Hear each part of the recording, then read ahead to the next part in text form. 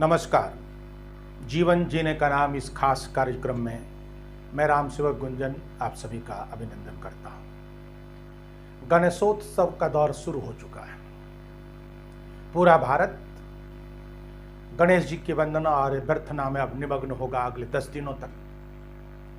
भगवान गणेश समृद्धि प्रदायक है, बुद्धि प्रदायक है, विघ्न विनाशक है और हमारे जीवन को समृद्धि भी चाहिए, सफल बनाने के लिए बुद्धि भी चाहिए और बाधा रहित मार्ग भी चाहिए।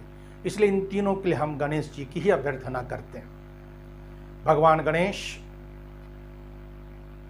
बुद्धि प्रदान करते हुए मनुष्य के मानव मस्तिष्क को उस ऊंचाई तक ले गए हैं कि आज जितने भी प्रकार के आप चमत्कार देखते हैं कहीं ना कहीं उनके द्वारा ही प्रदत्त है। कभी कभी मुझे लगता है कि जब पहली बार कंप्यूटर का आविष्कार हुआ होगा तो निश्चित रूप से उस व्यक्ति के दिमाग में गणेश जी समाहित रहे होंगे। अब प्रारंभ में जब कंप्यूटर बना था, आज बहुत सारे स्वरूप बदल गए, लेकिन जब आरंभ में कंप्यूटर बना था उसकी आकृति पर गौर कीजिए। बीच का उभरा हुआ भाग, एक कीबोर्ड से लगा हुआ एक तार लंबा और फिर एक चूहा यानी माउस। गणेश जी का वाहन माउस, गणेश जी का एक लंबा सूंड, बीच में उभरा हुआ एक पेट और नीचे पालथी मारकर बैठा ऐसे जैसे कि कीबोर्ड रखा हुआ। और वो माउस बहुत बड़ा वहाँ एक प्रतीक है। गणेश जी की तस्वीर ही अपने आप में बहुत कुछ संदेश दे जाती है। गणेश जी का मस्तक हाथी का, और आप जानते हैं कि हाथी बुद्धि और कर्म दोनों का अद्भुत प्रतीक है। हाथी के पास बुद्धि की प्रखरता है और निरंतर कर्मशील भी रहता है, और बुद्धि और कर्मशीलता के योग से ही हम जीवन में कामयाब होते हैं।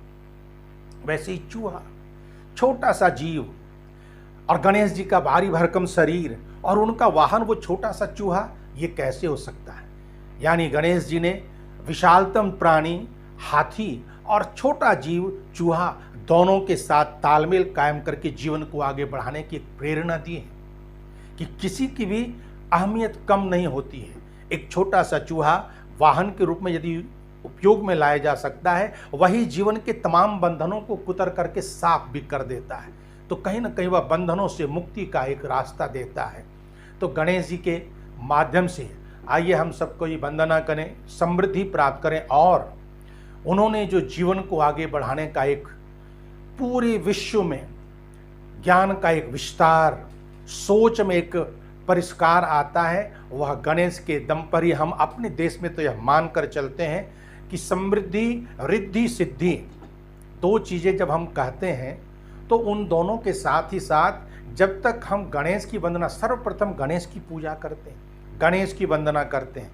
तो आइए आज के इस कोरोना काल के दौर में हम गणेश जी से विघ्न को दूर करने की एक प्रार्थना करें और गणेश जी के जीवन से, गणेश जी के स्वरूप से जो संदेश निकलते हैं उन तमाम संदेशों को स्वीकार करते हुए हम समाज के सभी वर्गों को साथ लेकर चलें और तमाम चीज़ों को बर्दाश्त करने की सामर्थ्य हमारे भीतर हो।